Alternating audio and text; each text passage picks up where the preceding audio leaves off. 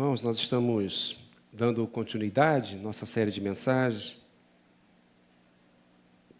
sobre o Natal, né? O Salvador chegou, o advento do Natal, e vai até a semana que vem. Hoje é o penúltimo sermão da série, e eu já quero convidar você a abrir a sua Bíblia na carta aos Hebreus, no capítulo 2. Nós vamos ler apenas 2 versículos, o versículo 14 e o versículo 15. Hebreus 12, 14 e 15. Nessa época do ano, meus irmãos, é muito comum ouvirmos a frase, ou pelo menos na roça a gente ouve muito essa frase, né? Esse aqui foi preparado especialmente para esse dia. Isso se referindo a algum animal que desde que nasceu, né, vem sendo preparado para ser sacrificado em um dia especial. Nós estamos vivendo, né, as vésperas de um dia especial, né? Provavelmente na roça, o pessoal já preparou lá, né, aquele leitão, aquele frango, né? E pode ser que esse animal, desde quando nasceu, vem sendo preparado para esse dia. É comum, né? Acontece. Não sei se você já participou disso, mas um animal que nasce especialmente para morrer. Para muitos, queridos, que acreditam que a vida se resume exatamente a esse tempo, muitas pessoas pensam que a vida se resume a nascer, viver e morrer, né? Para muitos que pensam assim, essa frase é muito comum para eles, né? Nós nascemos para morrer. Pessoas que vivem até desesperadas, né? Com a proximidade da morte, né? A expectativa de em algum momento morrer. E eu quero começar fazendo a seguinte pergunta para que a gente possa refletir durante o desenrolar daquilo que a gente vai estar falando hoje aqui.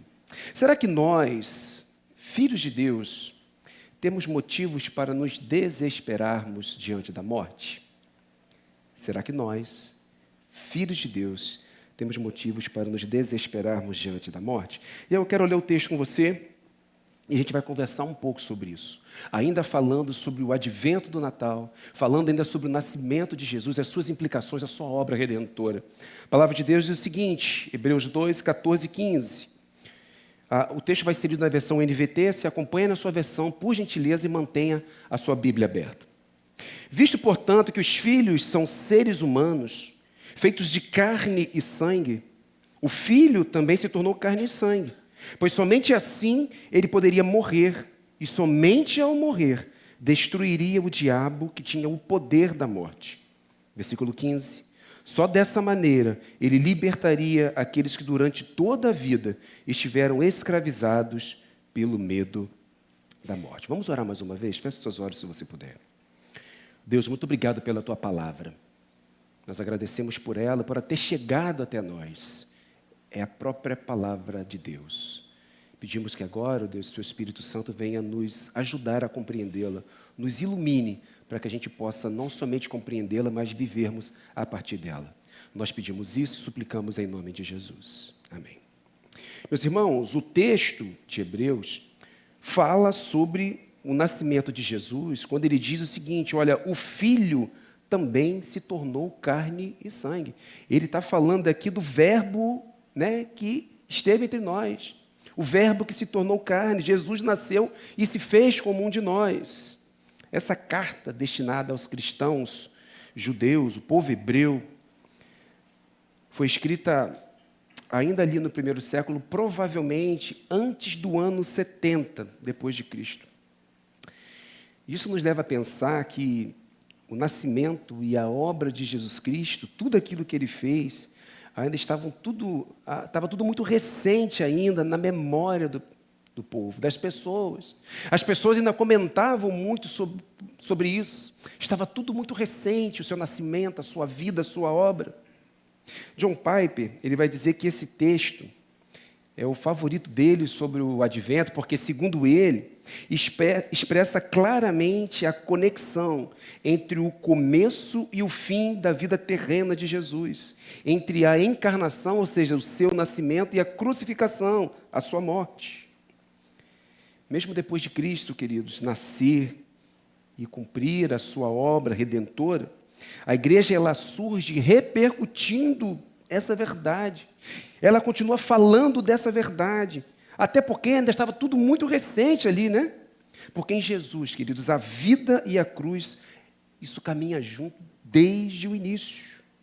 Isso se perpetuou e chegou até nós e vai continuar ecoando até o grande dia de Jesus Cristo, até o dia que Jesus Cristo voltar. Até esse dia, queridos, a igreja vai continuar falando daquilo que é basilar para ela, ou seja, o seu nascimento, a sua vida perfeita, a sua morte sacrificial e a sua ressurreição em glória e em poder. Até o grande dia, a igreja vai seguir falando sobre isso. Mas tem algo muito precioso e muito caro que o autor aos Hebreus ele fala nesse texto. É que por causa dessa obra de Jesus, essa obra completa, que envolve inclusive o seu nascimento, Deus nos chama de filhos. Essa é a primeira parte do versículo 14. Olha para a sua Bíblia e olha como é que o autor vai dizer. Olha, visto, portanto, que os filhos, nós somos chamados de filhos. Que os filhos são seres humanos feitos de carne e osso. O filho, aí é o filho com letra maiúscula, também se tornou carne e sangue.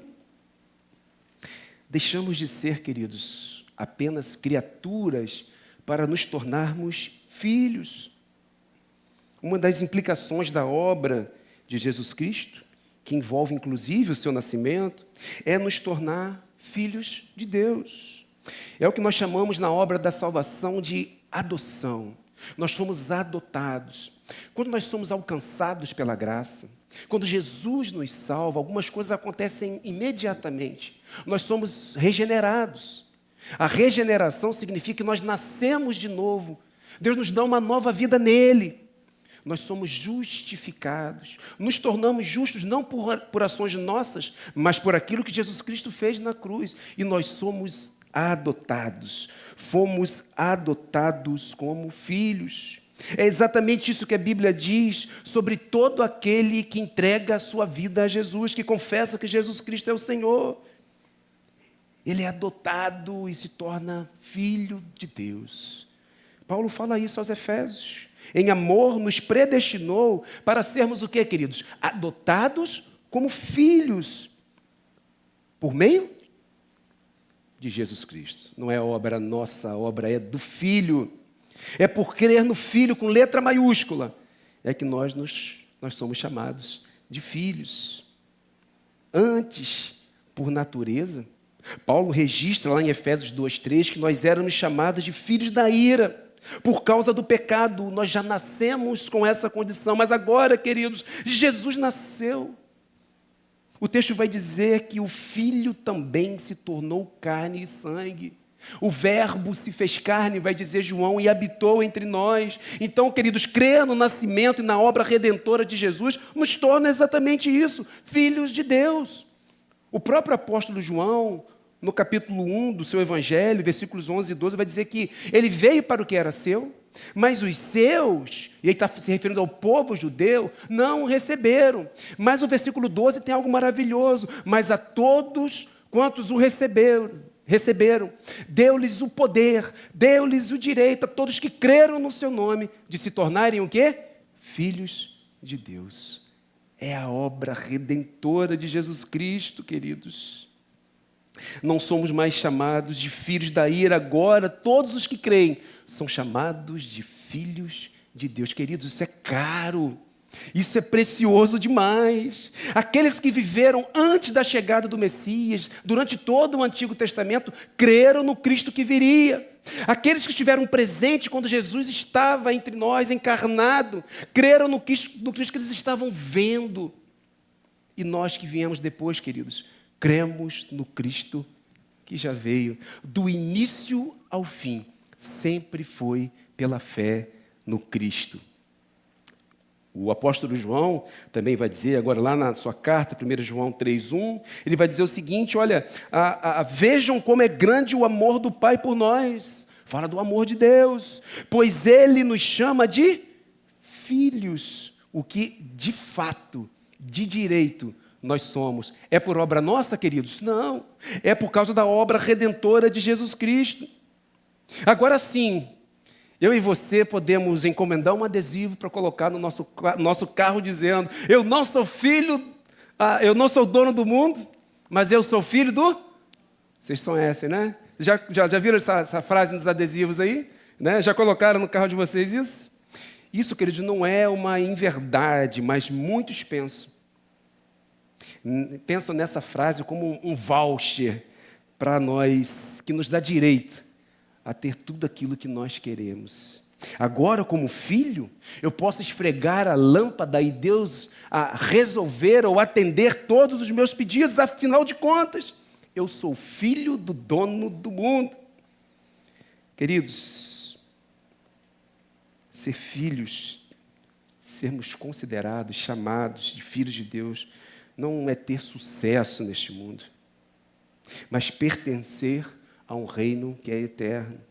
Não é buscar conquistas terrenas, e sim viver de um modo que agrada ao Senhor, que agrada ao Pai, permanecendo firme e alegre, independente das circunstâncias. É claro que as coisas são importantes, mas nós somos chamados para sermos filhos, e isso tem a ver com a eternidade. Não tem a ver com aquilo que eu quero, aquilo que eu preciso buscar de maneira desesperada, desenfreada, mas tem a ver com um alto preço que foi pago para que nós nos tornássemos filhos de Deus. Tem um alto preço, queridos. Não tem como botar isso na balança.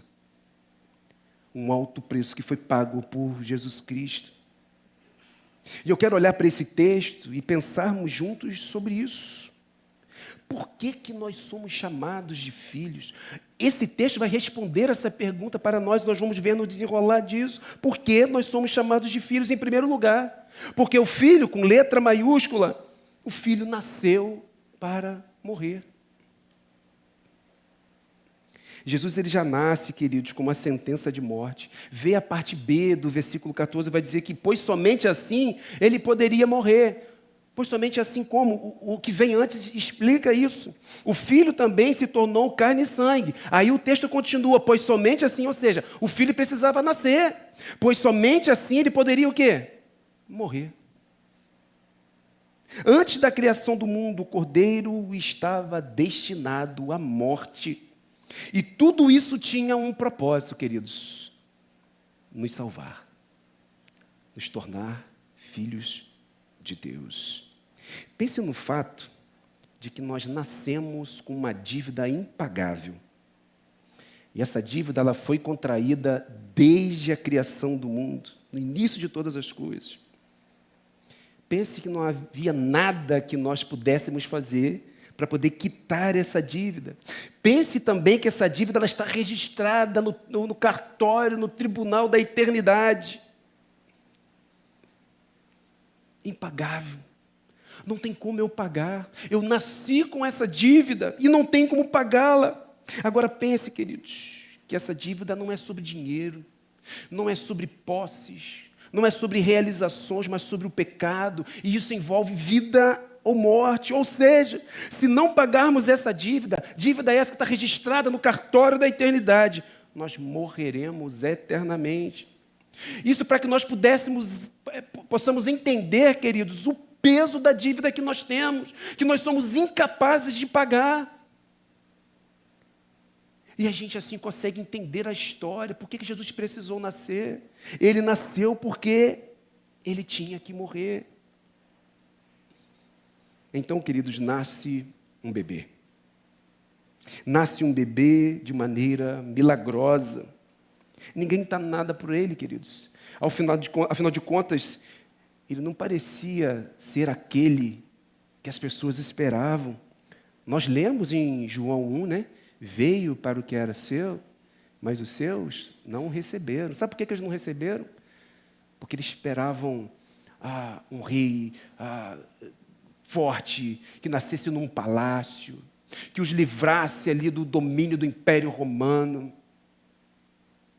Então aquele que chegou, aquele que nasceu, que a Bíblia vai dizer que não tinha nem formosura, não era bem aquele que eles estavam esperando. Por isso ele foi rejeitado por muitos.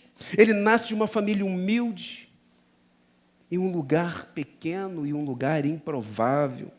Mas, queridos, é assim que Deus faz, é assim que Deus trabalha.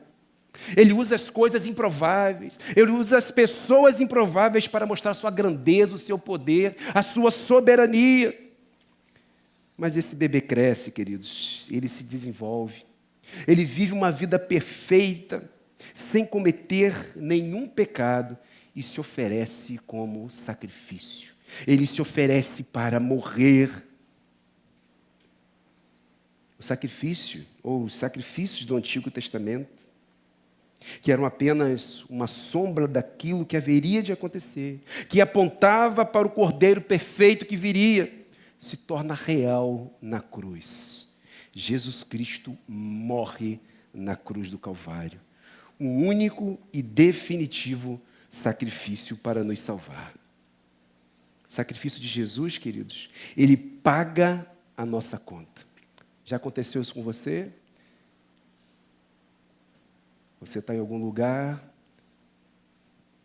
você janta, quando vem a conta, você se assusta. Nossa, que conta é essa?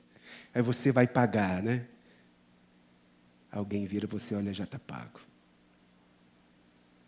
Jesus paga a nossa conta. Só que essa conta do restaurante você tinha condições de pagar. A conta que Jesus pagou, queridos, era impagável. Nós éramos incapazes de pagar essa conta. E Ele cancela a nossa dívida, não existe mais dívida. Quando procurada no cartório, não aparece mais nada. A dívida foi cancelada, está pago. Paulo, falando aos Colossenses, ele vai dizer: quando vocês estavam mortos em pecados e na incircuncisão da sua carne, Deus os vivificou com Cristo. Ele nos perdoou todas as transgressões e o que, queridos? Cancelou a escrita de dívida que consistia em ordenanças e nos era contrária. Ele removeu, pregando-a na cruz. Ele morre na cruz para levar a nossa dívida. Jesus nasce para morrer, queridos, e só Ele, somente Ele poderia fazer isso. Nós somos chamados de filhos, não só porque o filho nasceu para morrer, mas também, em segundo lugar, porque o filho morreu para vencer. A última parte do versículo 14 vai dizer que, e somente ao morrer, destruiria o diabo, que tinha o poder da morte. A profecia de Gênesis 3,15 se cumpriu, queridos. Estava claro para o autor aos Hebreus, autor esse que nós não conhecemos, nós não sabemos que autor é esse. Estava claro para ele que Jesus derrotou a serpente, sinalizada lá em Gênesis 3,15.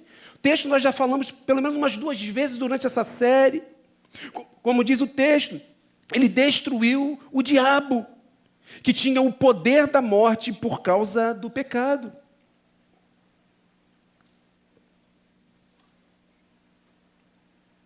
A vitória, queridos, sobre a morte foi decretada na cruz.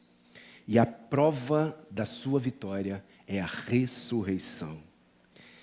Vamos pensar comigo. O que diz Romanos 6:23? Vai dizer que o salário do pecado é a morte, mas Jesus venceu a morte, e por isso Ele ressuscitou, provando exatamente que Ele era o Cordeiro perfeito, aquele que a Bíblia, durante todo o Antigo Testamento, apontava, o Cordeiro perfeito, sem manchas, sem defeitos e sem pecado nenhum. Pedro fala isso para a gente, ele diz o seguinte: olha, ele não cometeu pecado algum, e nenhum engano foi encontrado em sua boca. Aquele que não tem pecado, aquele que não pecou, se fez pecado por nós, para vencer a morte e destruir o diabo. Se cumpre a profecia de Gênesis 15, aquele que viria para esmagar a cabeça da serpente. E ele vence a morte. O apóstolo Paulo vai dizer em 1 Coríntios 15, 55 a 57, onde está, ó morte, a sua vitória? Onde está, ó morte, o seu aguilhão? O aguilhão da morte é o pecado, e a força do pecado é a lei. A lei é boa, queridos. mas ela aponta para a nossa condição de miseráveis pecadores que nós somos. Mas o versículo termina dizendo, mas graças a Deus, que nos dá a vitória por meio de quem, queridos? Por meio daquilo que eu posso fazer? Por meio daquilo que eu posso produzir? Por meio das minhas boas obras? Não, por meio do nosso Senhor Jesus Cristo. Tudo é por causa de Jesus. Somos participantes da morte de Cristo, para também participarmos da sua vida, por meio da vitória de Jesus sobre a morte. Como nós já cantamos muito e cantamos ainda de vez em quando hoje em dia, né? Ele morreu a nossa morte, para que nós pudéssemos viver a sua vida. Ele venceu a morte. O Filho morreu para poder vencer. E nós somos chamados de filhos em terceiro e em último lugar, porque o Filho venceu para nos libertar. Versículo 15 diz que só dessa maneira, ou seja, nascendo, morrendo e vencendo a morte, ele libertaria aqueles que durante toda a vida estiveram escravizados pelo medo da morte. Queridos, aquele que estava na manjedoura no primeiro Natal, nasceu com a missão de nos libertar. E para Jesus, queridos, de verdade, missão dada, é missão cumprida porque Ele é o próprio Deus. Tudo que Jesus fez está ligado com os propósitos eternos e soberanos de Deus, de restaurar todas as coisas. Deus prometeu que iria restaurar todas as coisas. Mas Ele não fez isso porque nós somos bons. Ele não fez isso porque nós praticamos boas obras e não fazemos mal a ninguém. Porque às vezes nós achamos que somos bons, né? Porque nós fazemos o bem, ajudamos as pessoas, não fazemos mal a ninguém. Ele não fez isso por causa disso, porque não havia nada de bom em nós. Ele fez tudo isso, apesar da nossa condição de miseráveis pecadores. Não havia nada de bom em nós. Mas Ele decide vir em nossa direção. Ele nasce, vive uma vida perfeita, morre na cruz, levando os nossos pecados e vencendo a morte, e ressuscitando em glória ao terceiro dia. Não havia nada de bom em nós, éramos miseráveis pecadores. É isso que Paulo vai dizer em Romanos 5,8. Mas Deus demonstra o seu amor por nós. Cristo morreu por nós, Cristo morreu em nosso favor, quando ainda éramos o quê? Pecadores. Não havia nada de bom em nós. Não somos mais, queridos, escravizados pelo medo da morte, porque Jesus Cristo, através do seu nascimento, da sua obra redentora, Ele nos libertou. Se te perguntarem o que você aprendeu no sermão de hoje, eu vou dizer numa única frase: por que nós nos tornamos filhos? Porque Ele nasceu para morrer, Ele morreu para vencer, e Ele vence para poder nos libertar. Isso é o resumo de tudo que nós falamos até aqui. Por causa daquilo ali, por causa do que Jesus Cristo fez, é que nós somos chamados de filhos de Deus, para a glória de Deus Pai. Amém? Eu quero chamar a banda à frente.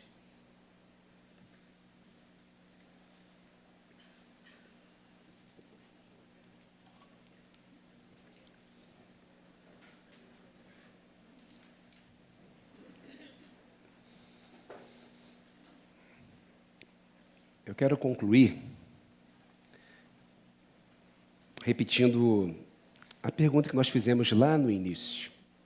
E a pergunta é essa, que está projetada aí para vocês verem. Será que nós, filhos de Deus, temos motivos para nos desesperarmos diante da morte? Existe a morte física, né? Que do pó viemos e ao pó nós voltaremos. Mas existe a morte eterna. E eu repito a pergunta: será que nós, como filhos de Deus, temos motivos para nos desesperarmos diante da morte? Será que nós temos razões para viver que nos deixam felizes, esperançosos, na expectativa? Ou, como nós dissemos no início, para você a vida se resume a nascer, viver e morrer? A Bíblia nos mostra que é muito mais do que isso. E eu quero responder essa pergunta com um texto de Paulo falando a Timóteo na sua segunda carta, capítulo 1, a parte final do versículo 10 diz o seguinte: ele tornou inoperante a morte e trouxe à luz a vida e a imortalidade por meio do Evangelho. Então não, queridos, nós como filhos de Deus não nos desesperamos diante da morte. É claro que nós sofremos diante da morte física. Nós não fomos programados para isso, mas isso também é por causa do pecado. Não estamos mais, queridos, como diz o versículo 15 que nós lemos, escravizados pelo medo da morte agora. Nós nos tornamos filhos de Deus. E o texto de Paulo a Timóteo vai dizer, porque ele trouxe à luz a vida e a imortalidade, ou seja, ele trouxe vida e vida eterna por meio do Evangelho, ou seja, por meio da obra de Cristo.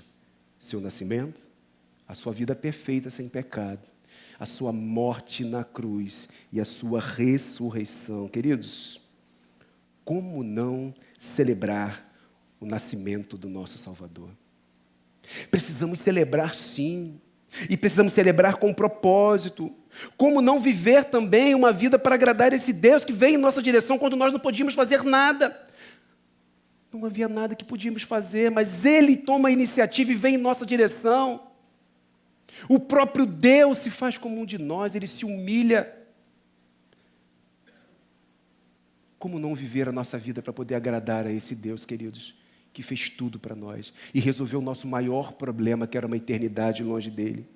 Como não ser transformado por sua palavra, dia após dia, e vermos o reflexo disso nas nossas ações e nas nossas atitudes? Tudo isso é por causa de Jesus. Somos chamados de filhos por causa de Jesus. Se somos filhos, queridos, como que um pai trata um filho? Com desprezo? Com rejeição? Não. Um pai cuida, um pai trata, um pai dá amor, dá carinho, um pai providencia o alimento e constrói um lugar para morar.